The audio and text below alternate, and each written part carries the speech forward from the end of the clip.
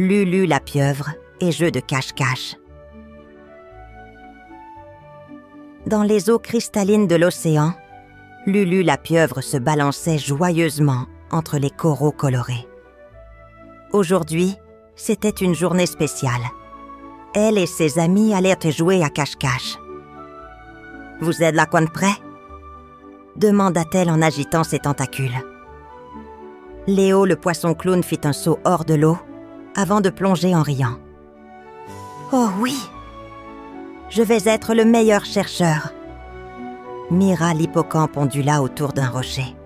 « Moi, je parie que je vais trouver tout le monde avant toi, Léo. » Tommy la tortue, plus calme, hocha la tête. « Tant que personne ne se cache trop loin, ça me va. » Lulu trépignait d'excitation. Elle adorait ce jeu. « Alors, qui compte ?» demanda-t-elle. « Moi !» s'écria Léo. « Je vais compter jusqu'à 20. Cachez-vous bien. » Il ferma ses yeux et se mit à compter à voix haute. 1, 2, 3. Lulu ne perdit pas une seconde et fila à toute vitesse. Elle savait qu'elle devait trouver une super cachette, car ses amis étaient très doués pour chercher. Elle passa devant un banc d'algues, mais c'était trop évident. Derrière un rocher ? Non, Mira la trouverait en un clin d'œil. Elle aperçut une petite grotte sombre et s'y faufila. « Trop petite », marmonna-t-elle. Elle ressortit et continua sa recherche, tandis que Léo comptait toujours. 18, 19, 20. J'arrive. Lulu sentit son cœur s'accélérer. Où pouvait-elle bien aller? Elle aperçut Tommy qui s'était caché sous une grande feuille de corail. Mira s'était collée contre un rocher, sa couleur parfaitement assortie à son environnement. « Oh non, il faut que je trouve mieux », murmura Lulu. Elle repéra alors une formation corallienne un peu plus loin. Les branches se tordaient dans tous les sens et formaient une sorte de labyrinthe. Peut-être que là-bas, d'un coup de tentacule, elle fonça vers l'endroit mystérieux.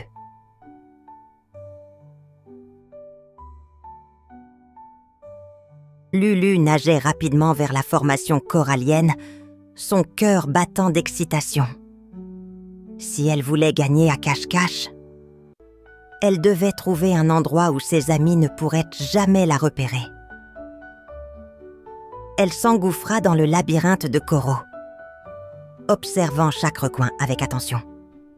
Trop petit, trop étroit, trop visible. Lulu fronça ses petits yeux malicieux. Il lui fallait une cachette, maman, parfaite. Elle longea un mur de corail orangé, puis s'arrêta net. Juste devant elle, une anémone ondulait doucement dans le courant. « Peut-être ici ?» se murmura-t-elle à elle-même. Elle tenta de se glisser derrière l'anémone. Mais dès qu'elle toucha ses tentacules, une sensation étrange lui parcourut le corps. Elle sursauta. « Oups, je crois qu'elle ne veut pas de moi ici. » Elle recula précipitamment, tandis que l'anémone referma doucement ses tentacules. Soudain, une voix familière résonna non loin. « J'ai trouvé Mira !» s'écria Léo. Lulu sentit une montée d'adrénaline. Il ne lui restait plus beaucoup de temps. Elle s'aventura plus loin dans le récif, zigzagant entre des rochers couverts d'algues. Elle trouva une petite crevasse et tenta de s'y faufiler. « Aïe, c'est trop serré !» gémit-elle en s'extirpant de la fissure. Elle continua sa recherche, s'éloignant un peu plus du reste du groupe. « Lulu, où es-tu » La voix de Léo se rapprochait. Mira aussi appelait son nom. « Il faut que je me cache, et vite !» pensa-t-elle.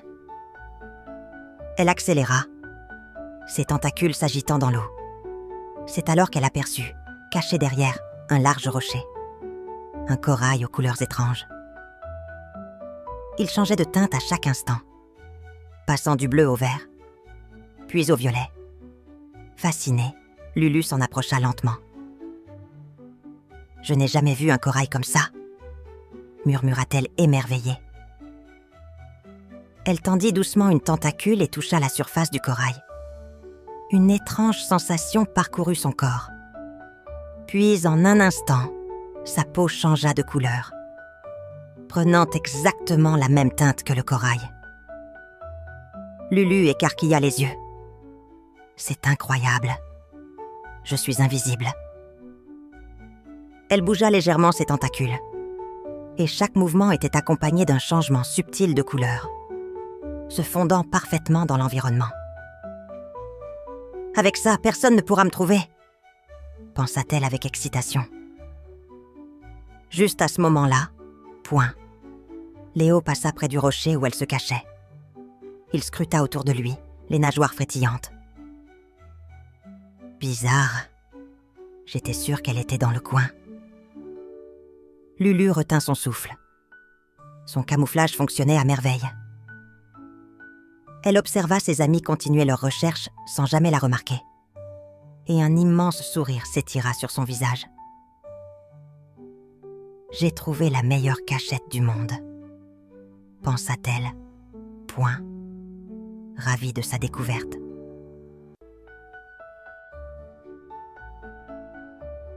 Lulu se tenait immobile contre le corail magique, émerveillée par son incroyable pouvoir de camouflage.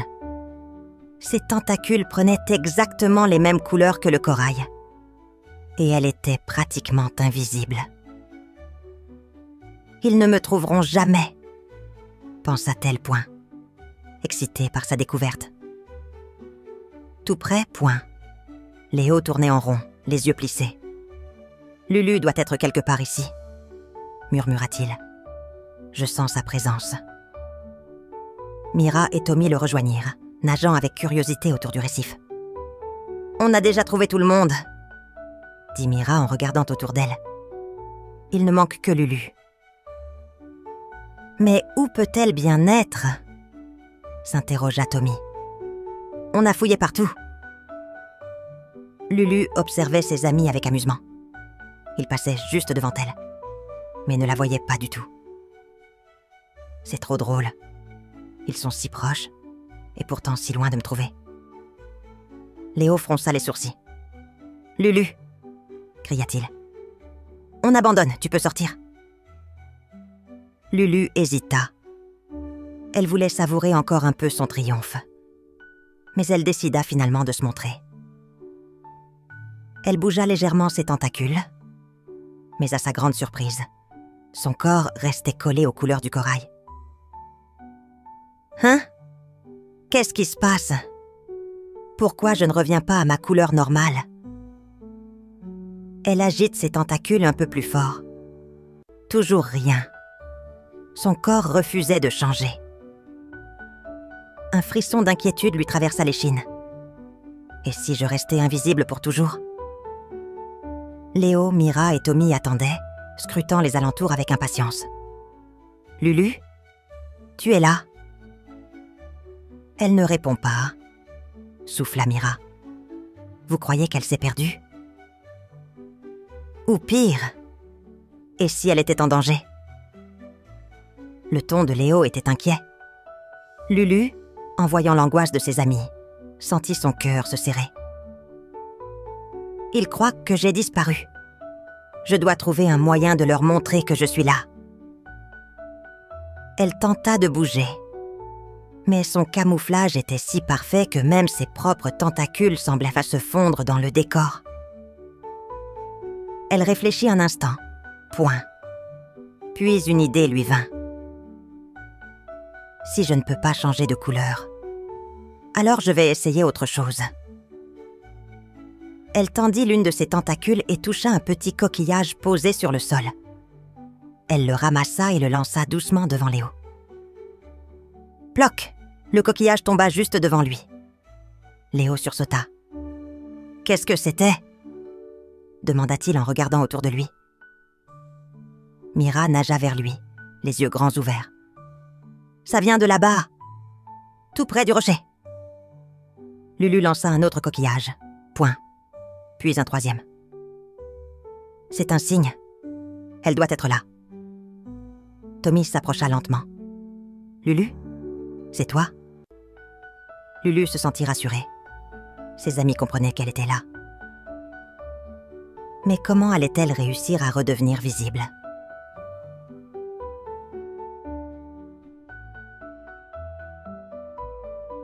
Léo, Mira et Tommy fixaient le récif de corail avec des yeux ronds. « C'est étrange, » murmura Léo. « On sent que Lulu est là, mais on ne la voit pas. »« Peut-être qu'elle est devenue invisible ?» suggéra Mira. Point. Un frisson dans la voix. Tommy hocha la tête. « Si c'est ça, il doit y avoir une raison. Ce corail n'a pas l'air ordinaire. » Lulu, toujours cachée, écoutait ses amis avec attention. Ils ont compris que c'est le corail qui me rend invisible. Mais comment briser son effet? Elle décida de leur donner un autre indice. Avec précaution, elle déplaça l'une de ses tentacules et toucha doucement le corail magique. Instantanément, point. Une faible lueur se répandit sur sa surface, changeant légèrement de couleur. « Regardez !» s'exclama Mira. « Le corail brille. » Léo s'approcha et observa de plus près. « C'est sûrement lié à Lulu. Il faut comprendre comment ça marche. » Tommy toucha le corail à son tour. Mais rien ne se passa. « Ça ne réagit pas avec moi. C'est donc Lulu qui active son pouvoir. » Lulu, de son côté, tentait de se calmer. Si le corail a pu me rendre invisible, peut-être qu'il peut faire l'inverse. Elle se concentra et posa plusieurs tentacules dessus. Cette fois, la lumière s'intensifia, illuminant le récif d'un éclat doré. Les amis de Lulu reculèrent légèrement, impressionnés. « Ça marche !» continua Mira.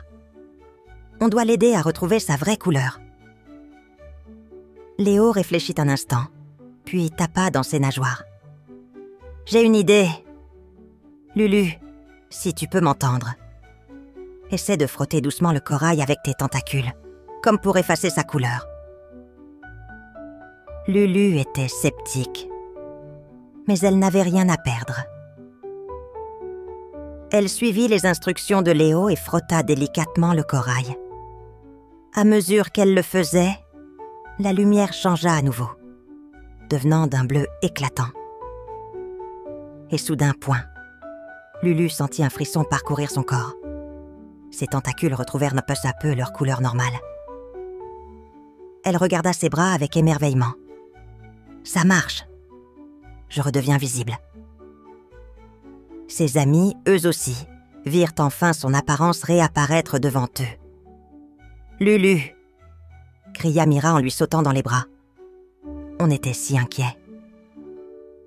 Tommy poussa un soupir de soulagement. « On a cru que tu étais perdue à jamais. Plus jamais une cachette aussi effrayante, d'accord ?» Lulu rit en serrant ses amis contre elle. « Promis. Mais il faut avouer que c'était une cachette incroyable. » Léo observe encore une fois le corail, pensif. Ce corail est vraiment spécial. Il faudrait en apprendre plus sur lui. Lulu hocha la tête. « Oui, point. Mais pour l'instant, je veux surtout fêter ma victoire avec vous. » Les amis rirent ensemble, heureux de s'être retrouvés. Mais dans un coin de son esprit, Lulu se demandait encore quel secret cachait réellement ce corail magique.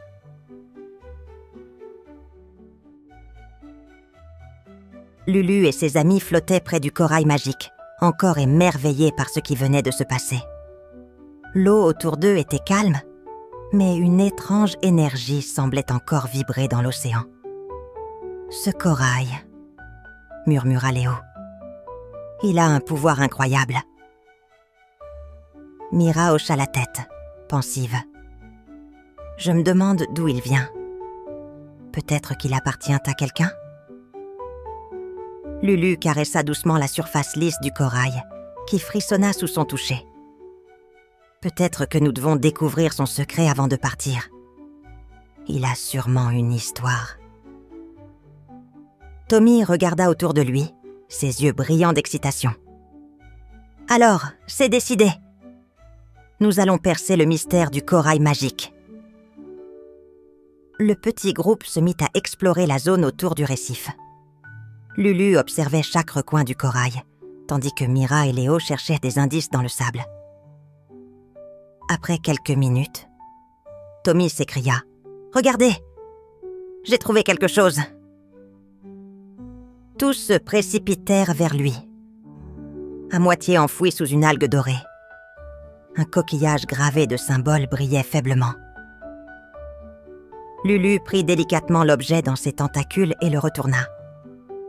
On dirait une sorte de message, mais je ne comprends pas ce qui est écrit. Léo examina les gravures avec curiosité. Peut-être que c'est une ancienne écriture marine. J'ai entendu parler d'un sage hippocampe qui sait lire ce genre de choses. Mira ouvrit grand les yeux. « Tu parles du vieux sage Corallo ? Il habite dans la grotte aux perles, pas très loin d'ici. » Lulu sentit son cœur battre plus vite. « Alors, allons le voir. Il pourra sûrement nous aider. » Le groupe se mit en route, nageant à travers les courants scintillants de l'océan. Après quelques minutes, ils atteignirent l'entrée de la grotte aux perles, où une douce lumière nacrée éclairait l'intérieur. « Entrez, jeunes aventuriers. Je vous attendais. » Une voix grave résonna dans la grotte. Sage Corallo, un hippocampe au regard bienveillant, se tenait au centre, entouré de coquillages brillants. Lulu s'avança timidement et lui tendit le coquillage gravé. « Sage Corallo, nous avons trouvé ceci près d'un corail magique. Pouvez-vous nous dire ce que cela signifie ?» L'hippocampe prit l'objet et l'examina longuement. Après un moment de silence, il leva les yeux vers eux. « Ce corail n'est pas ordinaire. Il appartient aux anciens gardiens de l'océan. » Les amis échangèrent un regard surpris. « Les gardiens de l'océan ?» répéta Tommy. Sage Corallo hocha lentement la tête. Ce corail était autrefois utilisé pour protéger les profondeurs marines. Il a le pouvoir de dissimuler ce qui est fragile et précieux. Lulu sentit un frisson parcourir son corps. « Alors, c'est pour ça qu'il m'a rendue invisible ? Il croyait que j'étais en danger ?» Le sage sourit. « Exactement, point. Jeune pieuvre, il t'a protégée. Mais attention, si ce corail tombe entre de mauvaises mains, il pourrait être utilisé pour de sombres desseins. » Mira frissonna. « Alors, que devons-nous faire ? Comment s'assurer qu'il ne soit pas mal utilisé ?» Sage Corallo referma doucement le coquillage. « Il existe un sanctuaire sous-marin où ce corail sera en sécurité. Vous devez l'y emmener avant que quelqu'un d'autre ne découvre son pouvoir. » Lulu prit une grande inspiration et regarda ses amis. « Alors, allons-y. Nous devons protéger ce corail avant qu'il ne soit trop tard. » Sage Corallo leur indiqua le chemin du sanctuaire. Leur nouvelle mission venait de commencer.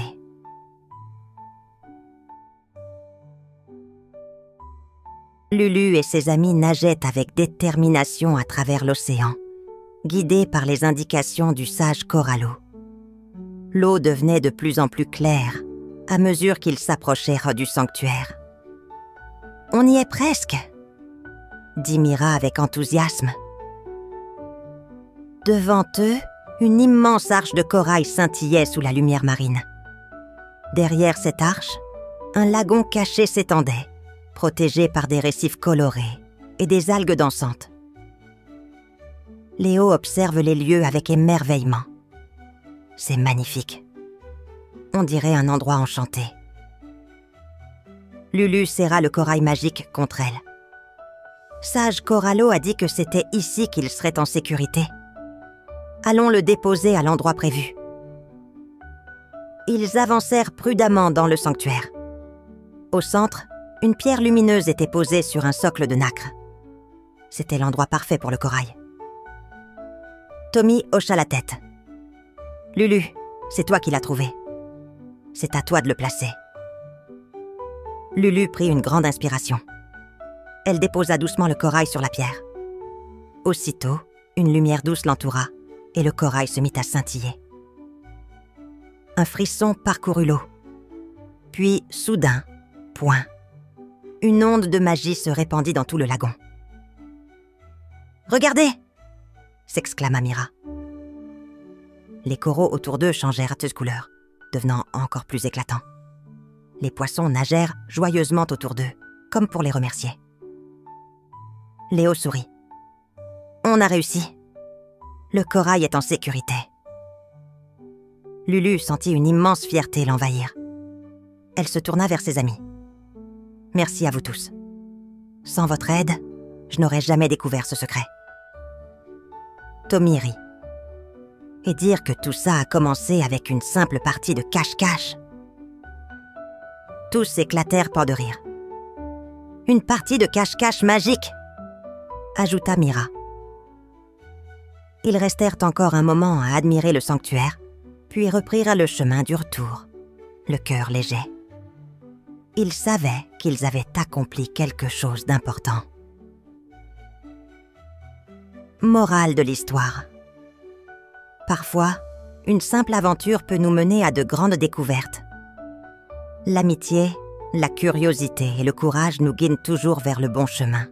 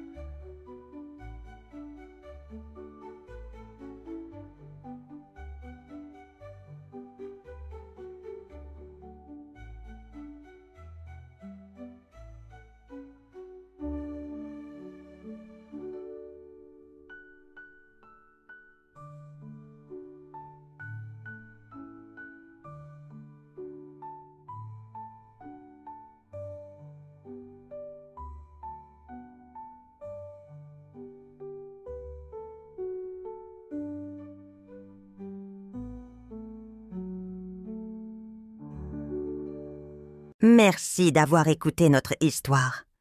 Pour nous soutenir et découvrir d'autres récits fascinants, visitez notre page Ko-fi. Chaque geste compte et nous aide à continuer à créer pour vous. Le lien est dans la description. N'oubliez pas d'abonner, petits amis. À bientôt!